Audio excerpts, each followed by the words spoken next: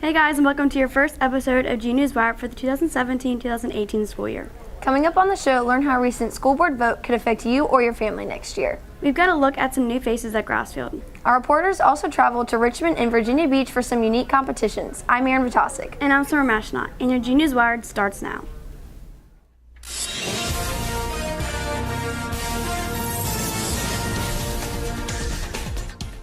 Up first, we take you all the way back to summer.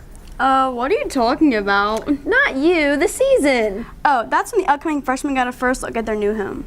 Freshman Fusion is a great event that brings all of the incoming freshmen from the feeder schools together. It gives them an opportunity to make new friends, meet new people, meet some of their teachers, get acclimated to high school and high school life, and it's just a great way to start the school year.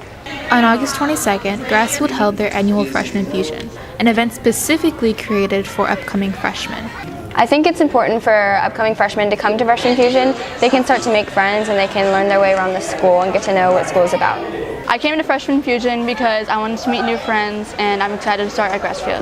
I thought it would be fun, and I wanted to get like a tour of the building so I don't get lost on my first day. I think it's really important because high school is so much different than middle school, and it's important to have a good first start, so this is a great way to make that happen. My favorite event was probably the skit because it was really funny and it was a lot of fun to see them.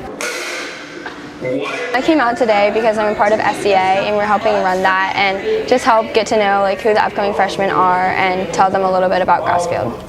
I think that freshmen should participate in SEA because I think it's a great way to get involved with the school and it's a really great way to make friends and help others feel included. My opinion for Grassfield is that it's a really good school and I'm excited to start it because it's probably one of the best. I'm just looking forward to a great year with them and see them enjoy and love Grassfield. I'm Izzy Cologne reporting for G News Wired. As the class of 2021 adjusted to Grassfield High School, so did the band program as they welcomed their new director. Here's Maggie Woodworth. I'm in charge of the symphonic band, so I'm in with those guys daily. I'm in with the percussion ensemble every other day or every few days. I work with all of our 9th grade bands, our 9th grade woodwinds, our 9th grade brass, our 9th grade percussion.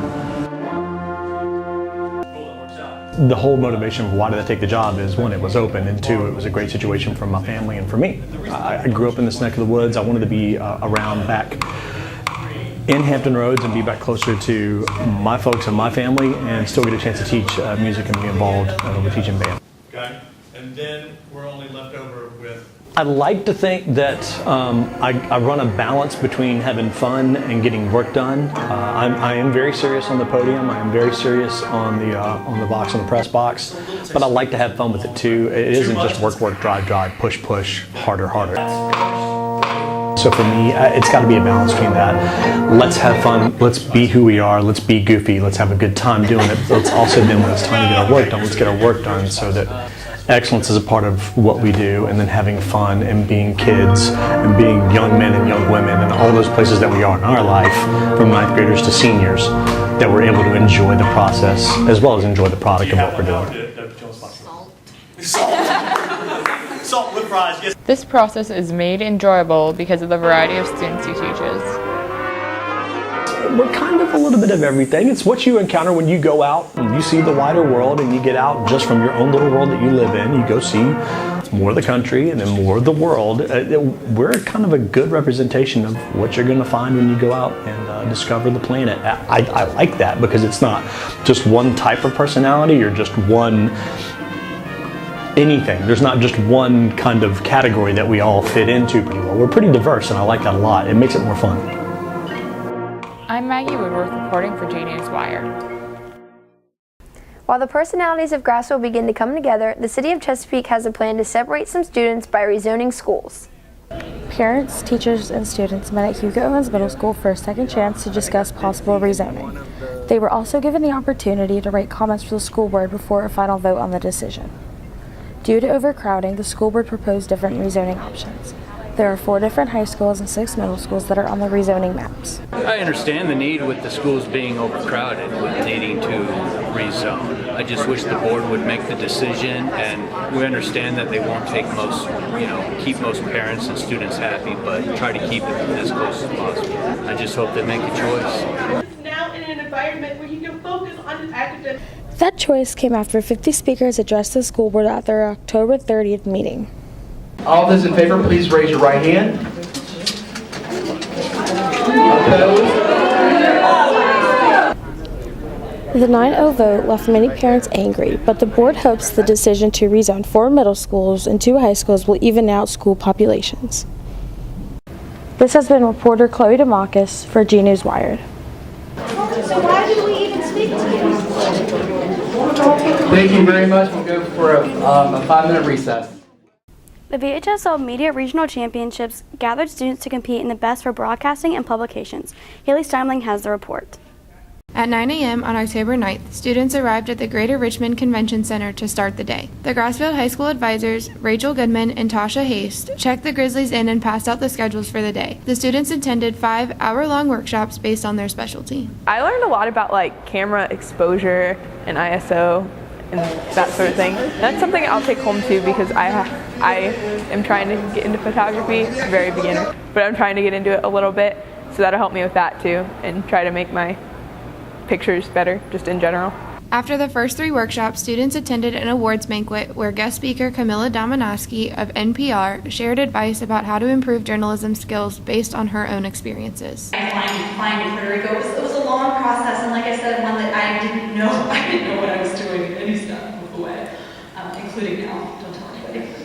I think the most important thing for young journalists is to get out and do the work, to take the interviews, to write the stories, to learn by doing, and to write stories about your communities, for your communities right now. I think that there's a lot of focus in some areas on what you learn in the classroom, and journalism is one of those places where you're really learning by what you do, by what you put out there, and focusing on doing that as best you can is the most important thing. Her remarks were followed by the announcement of the 2017 publication winners. Congratulations, Grassfield High School, the fall print. Grassfield High School won Trophy Class for Yearbook, First Class for Broadcast, and 2nd place in Literary Magazine. This is Haley Steimling reporting for G News Wired.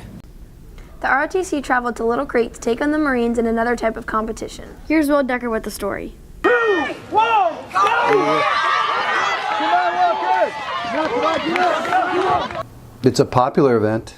We usually fill the number of spots we have. A number of cadets have gone 3 or 4 times. And we try to do it every semester. And the only time we don't is if the weather delay. A shout out to the Navy folks that help us, and the Navy SEAL prep guys. They're getting ready to go to BUDS training. They're always out there. They always seem to do a great job in helping us do that. 20 Grassfield High School junior ROTC cadets competed in an obstacle course at Little Creek Naval Base against other high school cadets. Each school was issued a SEAL prep to guide them through each obstacle before being split into teams for competition. My favorite part about this event is the wall rope, because I always think it's fun climbing up the rope because you always underestimate yourself, and then when you get your leg over that black thing, it's always the best part. Each school was required 2 teams for 2 events and an individual to run against the SEAL trainees. The hardest obstacle for me was probably the wall, the Berlin Wall, because I'm short and it's hard because I don't have a lot of upper body strength. Grassfield High School won 2nd place in one of the 2 events and picked cadet Michael Dory to run in the individuals.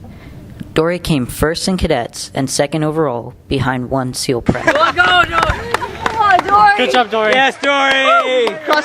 This is Will Decker reporting for G News Wired. How would you like to be covered in mud? I would much rather be covered in pink. Here's why Grassfield did just that. Most sporting events are normally about who wins and loses, but for the annual Pink Out game, the volleyball teams had a different goal. The girls' varsity volleyball team defeated the Hornets 3-1.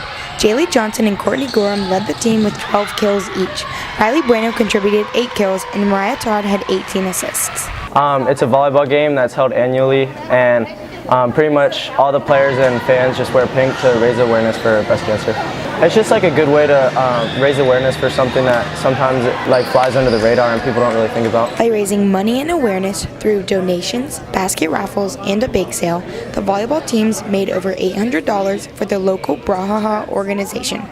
The volleyball team is doing great.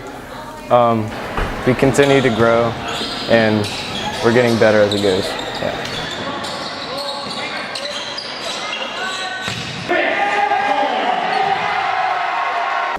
It makes it really fun because a lot of people come out, and it's just fun to play with everybody watching.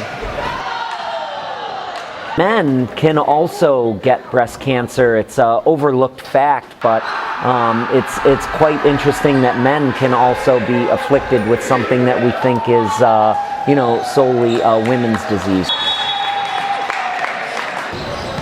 I'm Amanda Sheps with G News Wired. What a great game for a great cause. Amanda Sheps has some more sports coverage for you.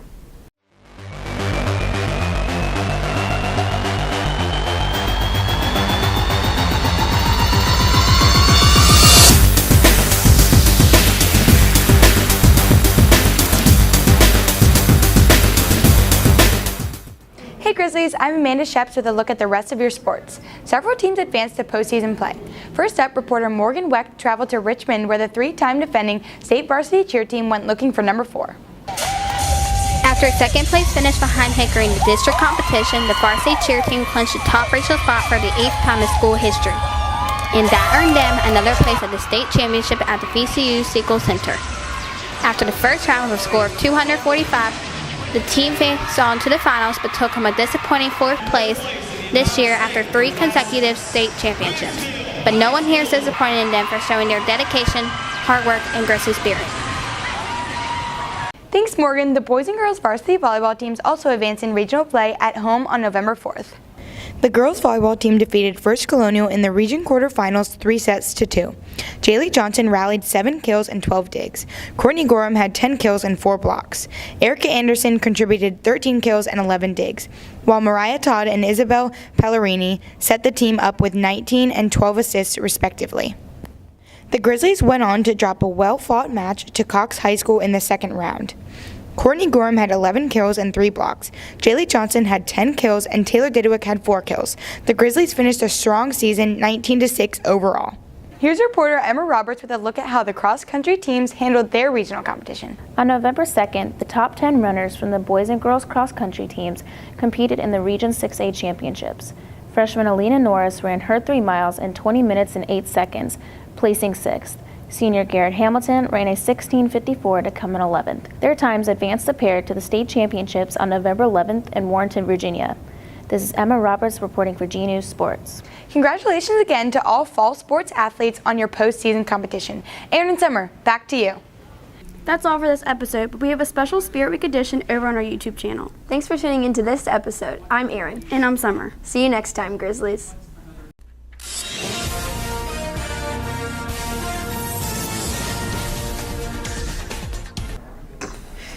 Hey, come in my bag. Okay, ready? Is that on there? Why did it sound like that? Wow, the person.